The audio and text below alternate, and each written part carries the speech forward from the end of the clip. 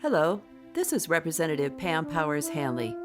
Welcome to my podcast, A View from the Left Side. For many years in the Arizona House, my seat was on the far left side of the chamber. As a progressive Democrat and one of the most independent representatives in the House, I always believed that was a fitting seat for me. This podcast features in-depth interviews with newsmakers from all walks of life, as well as political and social commentary. Thanks for joining me on the left side today. Episode 13. With increasing heat and decreasing water supply, how will climate change shape Arizona's future? This podcast was recorded during the week of November 12, 2021. Normally, I would lead into the interview with a commentary of my own.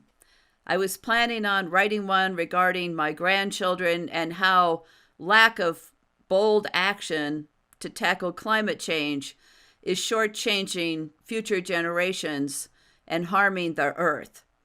But I decided that young climate activist Greta Thunberg could deliver that speech much better than I could, and in fact, she already has in her address to the United Nations in September 2019. So, here is what Greta said in 2019.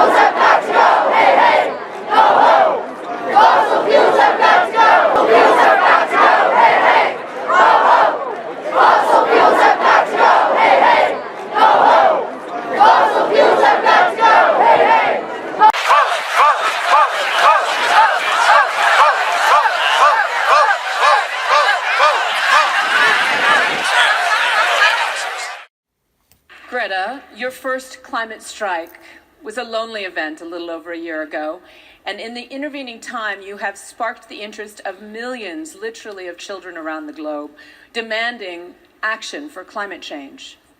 What's your message to world leaders today? My message is that we'll be watching you.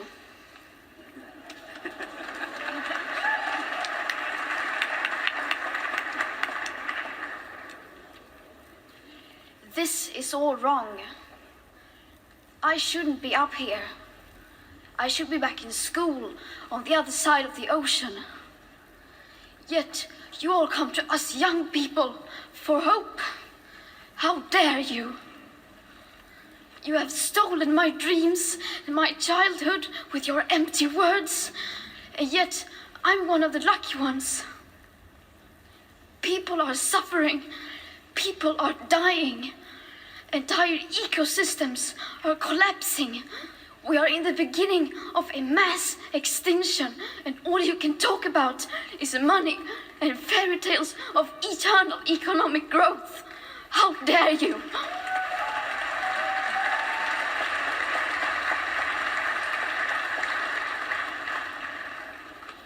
For more than 30 years, the science has been crystal clear. How dare you continue to look away and come here saying that you're doing enough when the politics and solutions needed are still nowhere in sight? You say you hear us and that you understand the urgency.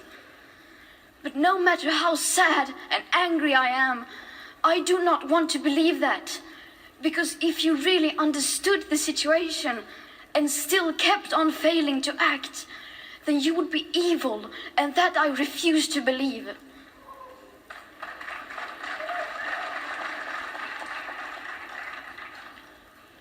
The popular idea of cutting our emissions in half in 10 years only gives us a 50% chance of staying below 1.5 degrees and the risk of setting off irreversible chain reactions beyond human control. 50% may be acceptable to you, but those numbers do not include tipping points, most feedback loops, additional warming hidden by toxic air pollution or the aspects of equity and climate justice. They also rely on my generation sucking hundreds of billions of tons of your CO2 out of the air with technologies that barely exist. So a 50% risk is simply not acceptable to us, we who have to live with the consequences. To have a 67% chance of staying below a 1.5 degrees of global temperature rise, the best odds given by the IPCC, the world had 420 gigatons of CO2 left to emit back on January 1st, 2018.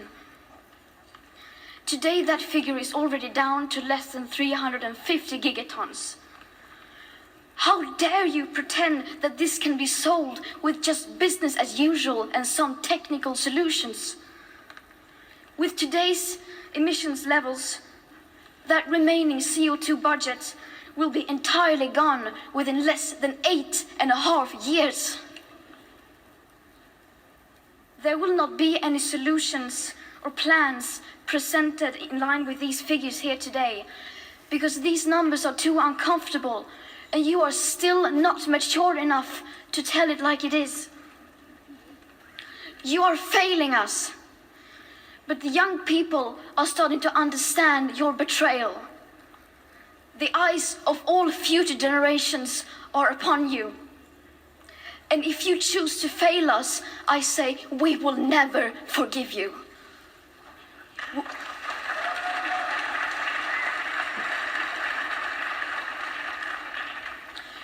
We will not let you get away with this. Right here, right now, is where we draw the line. The world is waking up, and change is coming whether you like it or not. Thank you.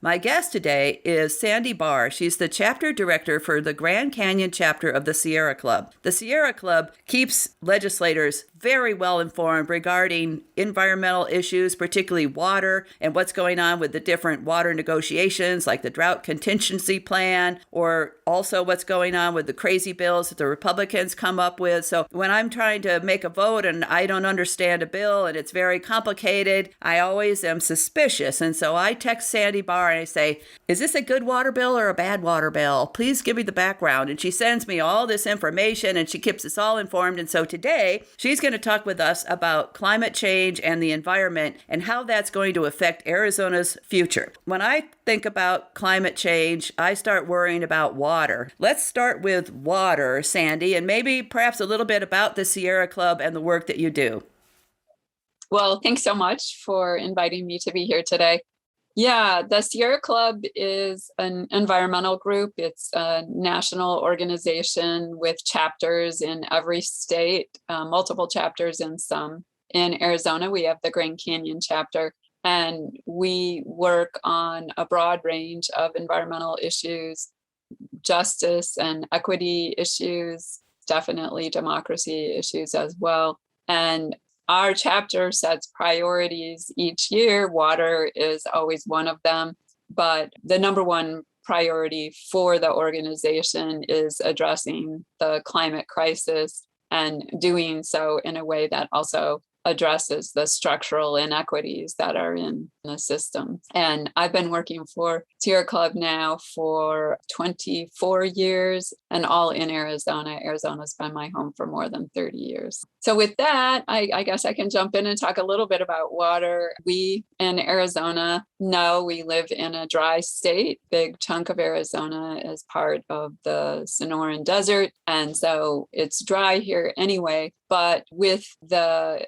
impacts of climate change, it's getting drier. And we now are in our 26th year of drought. We have always had water limiting issues, but we're seeing them become more extreme. And one example is the Colorado River. This is a river that the water in the river has been divvied up among various states, including upper basin and lower basin states. Arizona is a lower basin state, along with Nevada and California. And the amount of water that was divvied up among the states and Mexico far exceeds what was actually available in the river on a good year. But now with climate change and the evaporation in Lake Powell and Lake Mead, we are seeing much less water available. And this year, for the first time, the federal government declared shortages on the Colorado River. That means starting in January, Arizona will get less water, and that will impact some of the agricultural interests first. That is not really surprising to anyone who's been paying attention. We've been seeing,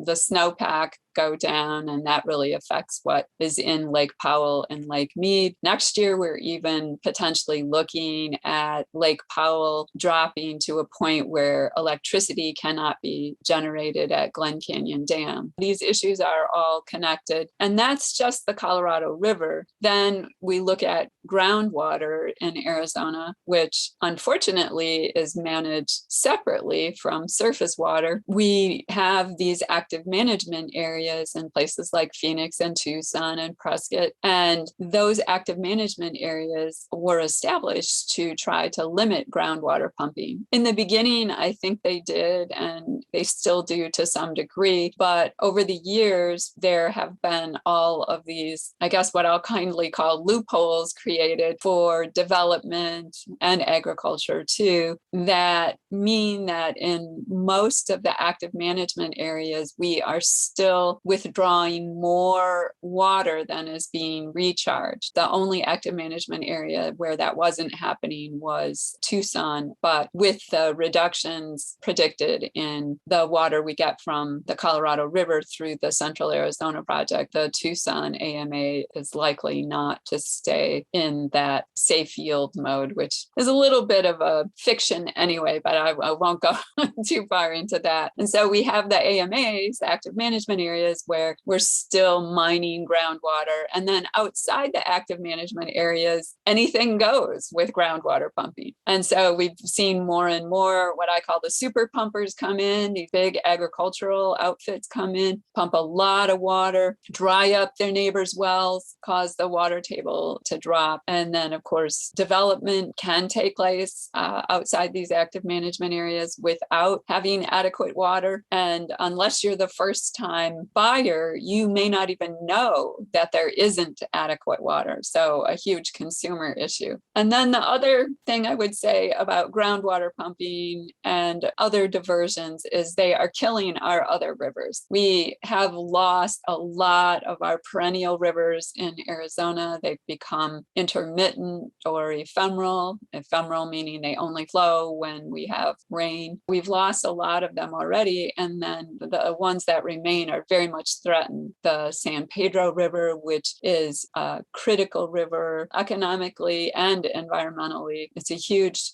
flyway for migratory birds. People come from all over the world to see those birds, and it's important from ecologically, environmentally, and it is very much threatened by groundwater pumping. And the Upper Verde is in the same boat, so to speak, with concerns about groundwater pumping and the impacts to that. And we've just seen these rivers that are really ribbons of life in a dry land. If you get up on a hill a little bit in the areas where we live, you can always tell where there's a little bit of water because it's just this green ribbon of life. And that's what a lot of our wildlife depend on. Even if they don't nest or live in those areas, they are dependent on them to some degree. And with loss of those, we lose other species. And of course, it also harms our communities. There's a lot to be concerned about relative to water. in Arizona. I guess finally, I would just say, unfortunately, the people like the governor and the majority at the legislature and other leaders, they are acting like we don't have a crisis. And they are looking for ways to continue doing the things the way we have always done them, which is breakneck development, right? Let's be the fastest growing we can without really thinking about whether that's sustainable. Thirsty agriculture, lots of alfalfa and cotton, particularly thirsty crops. And instead of passing legislation this last session that would help to limit groundwater pumping, that would help keep rivers flowing, that type of legislation, there's things like a resolution to look at a pipeline to bring Mississippi floodwater into Arizona. And we've heard proposals to do desalination, which is very costly and has significant environmental impacts as well. So rather than how could we better live within our means, how can we conserve more water, which is possible. There's just so much more that we could do before looking at these pipe dreams, as I call the Mississippi proposal. They are pipe dreams. And in fact, we heard that Mississippi pipe dream in the Commerce Committee, and I'm the ranking Democrat on the Commerce Committee. And it's like, really? Representative Dunn is from a ranching farming family in the Yuma area. He goes, well, it's important to keep this alive, right? So we're going to have this pipe coming from the Mississippi River. And I'm like, right, all the way across Texas, come on, that's a long way. They're not about living within our means at all. I attended the financial review meeting when JLBC meets with the financial advisors and they talk about the outlook in the future. And they were lamenting that Arizona was not the leading growth state in the country. We're still in the top 10, but we only had 10% growth, people migrating in. And they're not talking about people crossing the border. These are people coming from California and Minnesota and all those kind of places. And so they were projecting that at some point, we're not going to be the big growth state. Now, they're not tagging that to water, but they are saying that they have competition for low tax sunshine states like Florida and those sorts of places. They absolutely want to continue the growth track. Representative Weniger, chairman of the Commerce Committee, a candidate for treasurer. We are a growth state. We have to continue to grow. That's what he said on the floor of the House just a couple of months ago. And we continue to grow by lowering the taxes. That is their mindset, and they are nowhere near living within our means. And so we are going to be struggling against that same sort of thing in the legislature. Arizona government doesn't do anything until there's a disaster. I mean, look how long we waited to pass the drought contingency plan last time. We were down to like the last couple days. The federal government was threatening us, and finally we say, okay. And they keep coming up, as you say, with all these different bills to use more water, have more development. I remember debates that Representative Engel had with Rusty Bowers before he was speaker, talking about these different EPA laws that they wanted to change, things that Arizona was going to do these things on our own. We don't need the EPA. And it was obviously deregulation. And Engel and I and Epstein and others debated with these guys, and they are into short-term profit, not long-term viability for the state of Arizona, in my opinion. So you talked a little bit about over-allocation and how climate change has affected the lakes and the rivers. And one of the things that I learned a few years ago was watching the level of Lake Mead, and they have made this federal declaration regarding Lake Mead and our water supply. You said that it could bring some sort of regulations or quotas or something like that in January, or is this still like maybe a year down the road? I think at some point, we can't have green grass growing in Phoenix, perhaps. What does it take to get us to change our ways? The shortage will kick in January, and it will affect agriculture first. And the reason for that is not because everyone wants to pick on agriculture, as they like to say, but it's because they agreed to it. The agricultural interests wanted cheaper water, and cheaper water is lower priority water. And so that means they're the first to take the shortages. It will, as this continues, start affecting cities, municipalities, but that first level of shortage primarily affects agriculture. Part of that drought contingency plan, which, as you know, I called kicking the can down the road and not, again, really addressing the issue head on like we need to. But part of that provides funding for the Pinal County agricultural interests to upgrade their groundwater pumping systems. And so to me, that was particularly outrageous because like here we had this Groundwater Management Act, and then the first time we have concerns about shortages of Colorado River water, we're like, okay, let's make those pumps bigger and better. That was a particular concern. And they also tweaked what they can look at as far as assured water supply in Pinal County as well. That was a bill this last session. There will be some fallowing of agricultural lands associated with this as well. There's a whole lot going into subsidizing more water for agriculture as well to mitigate those impacts. And as I said, if we're going to pay a bunch of money, why don't we pay them to grow something else, like something that doesn't take as much water?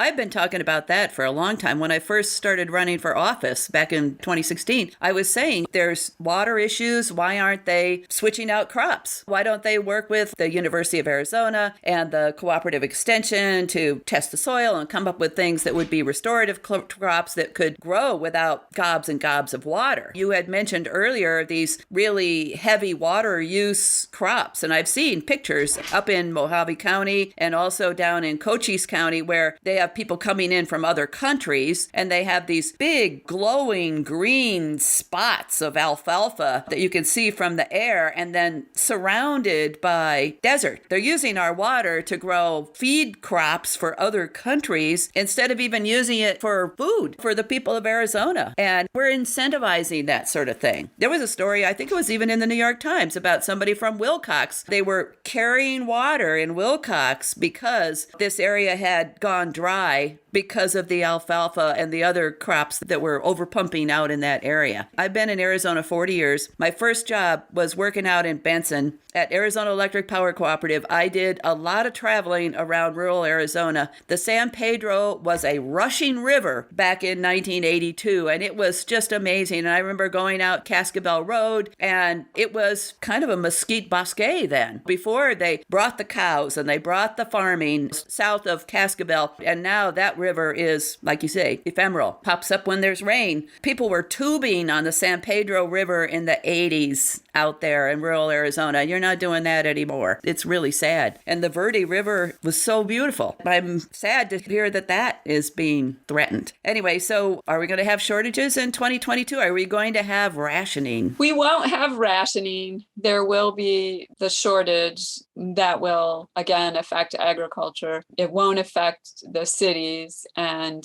I don't think that it is going to overall affect development or what's approved or whether data centers can locate here, especially in the Phoenix area or not. All of those things are things we should be looking at, but I just don't think it will because the governor isn't going to do it. The governor has been very reluctant to talk about any kind of water problems from day one. And for a long time, all he would say is Arizona has done a great job of managing its water and talk about the Groundwater Management Act, which, was a good act, but they, one, poked so many holes in it. And two, it was never enough. It should have been, okay, we passed this act in 1980 and we build upon it. And having parts of our state like Wilcox, for example, that you mentioned, where anything goes, that's not serving anyone. It's not serving current population, other creatures we share the land with, and certainly not future generations. One thing I wanted to mention about Wilcox is people in that area are concerned and are looking at trying to establish an active management area to try to get a handle on groundwater pumping there. So they're not looking to the legislature because they know the legislature just is not willing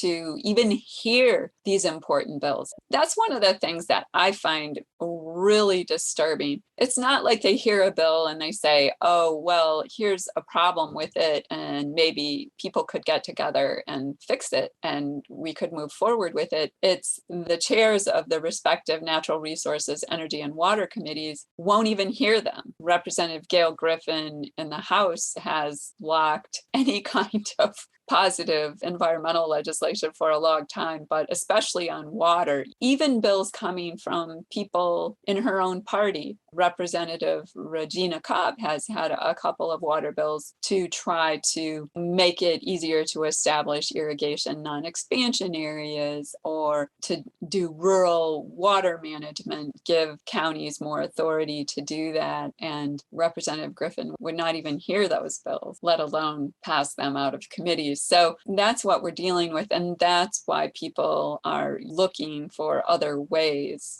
to try to put some limits on what is just really so out of control.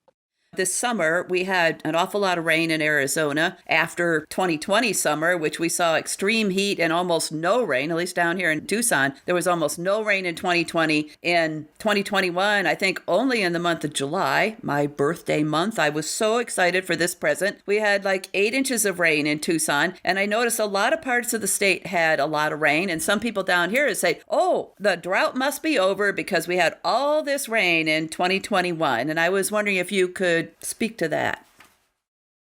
The drought is not over. The rain was great. And even though it was less in Phoenix, we had a real monsoon season, which we hadn't seen in a while. This came after 2020. Both Phoenix and Tucson had their hottest Julys and Augusts, but also their hottest months ever on record. That's telling us something. And then this year, Phoenix had its hottest June on record as well. We're seeing more and more extreme temperatures, those days where it's 110 or hotter. That has all kinds of implications. It can actually affect where the rain is falling. Phoenix has created its own weather patterns because it's big and there's a lot of concrete and pavement. And one of the things that we're really working on in Phoenix is, and I know Tucson is as well, is, getting more trees planted and doing some things to help affect that heat island effect anyway. But the drought is far from over. We are still below normal for our precipitation. And we don't look at one summer, but we look at what is the overall trend as well. And it is, for Arizona overall, is hotter and drier and getting more of that rain in individual episodes. So because hotter air holds more moisture, that's why you get those huge downpours, which can also contribute to flooding, which we have also seen. Some of that has been created by things like building walls in the borderlands, in rivers, that creates flooding, public safety issues. And also some of the fires have caused the vegetation to be denuded and the water just runs off. And so more flooding. And that's been a big problem in Flagstaff, for example. All of the hotter temperatures, less rainfall, bigger fires, those are all things that are attributed to climate change. We know we had fires before, it was dry before, and we would have flooding before. But the scientists have done a lot of research on this. And over the years, I keep reading the reports when they come out. What they're telling us is that early on, the scientists were overly conservative about the impact. Now you will find almost no one who isn't saying, look, these things that we're seeing, climate change is a factor in them.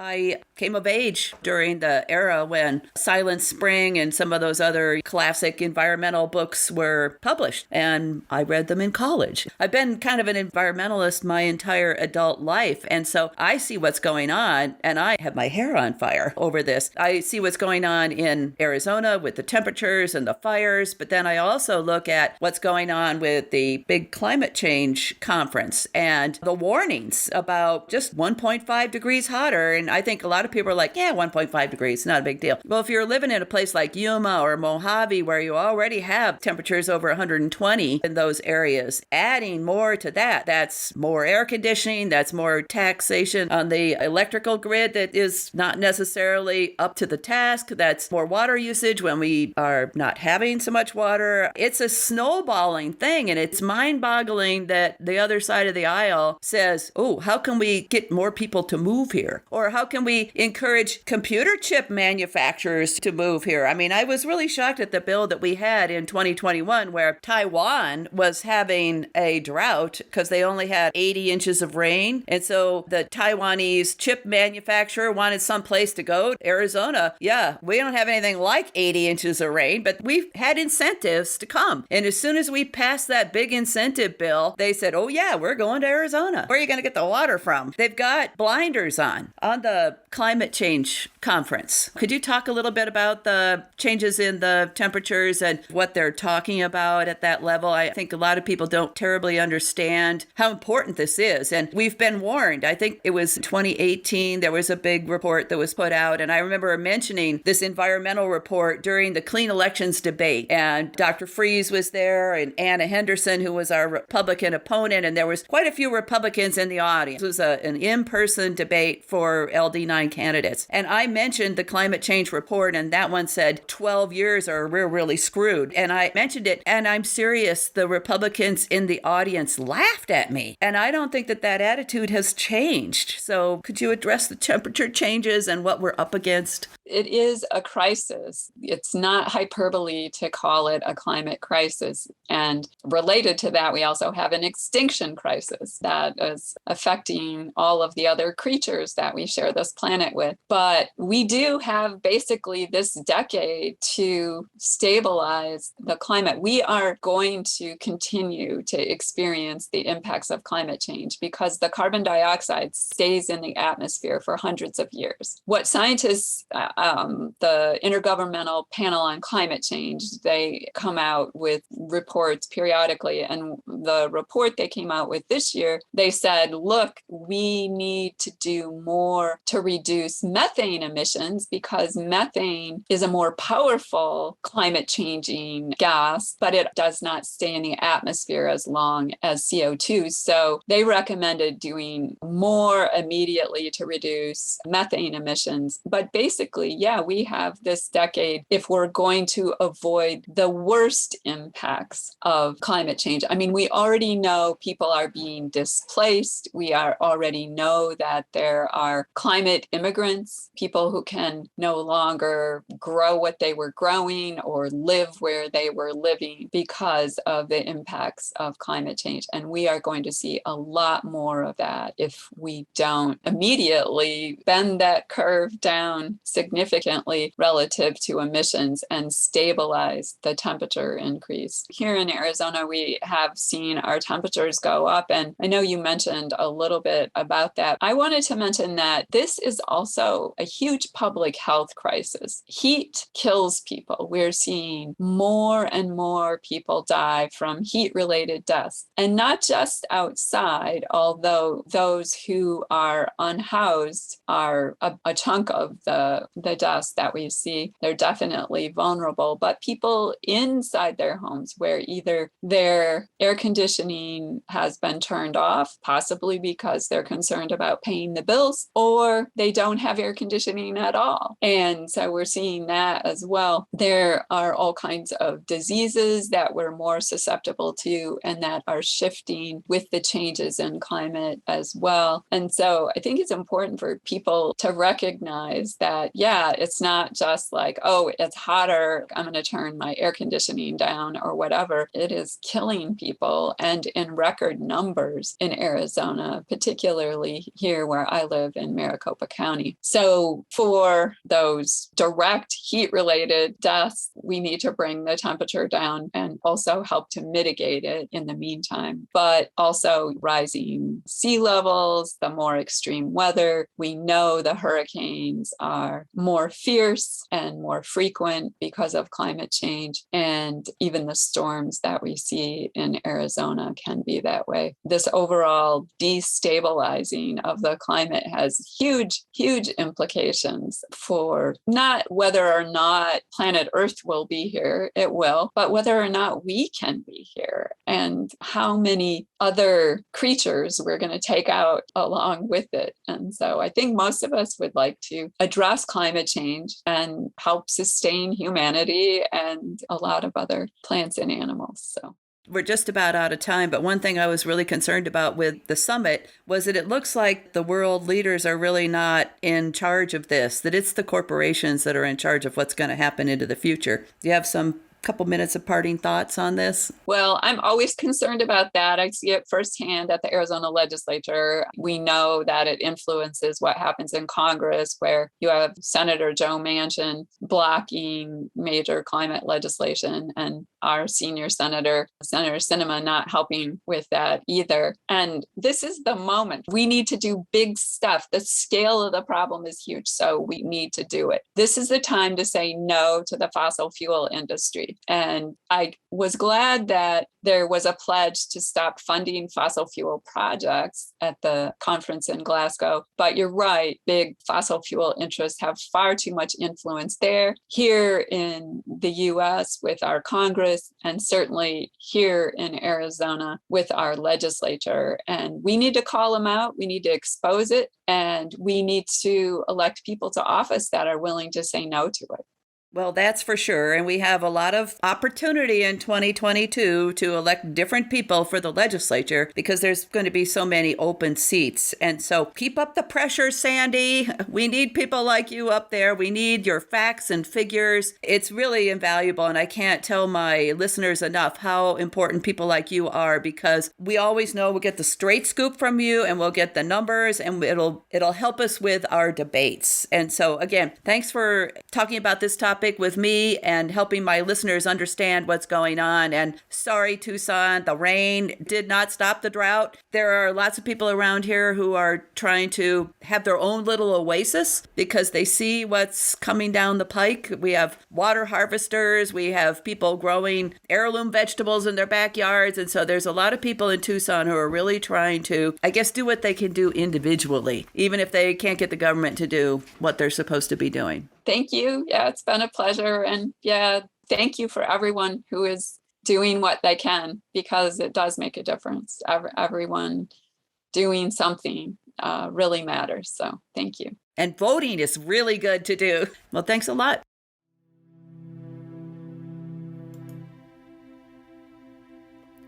Thanks so much for tuning in to A View from the Left Side today. If you enjoyed the show, please consider liking this podcast on social media and becoming a subscriber. This is Representative Pam Powers-Hanley signing off. Until next time, please take care of yourself, stay healthy, and stay vigilant.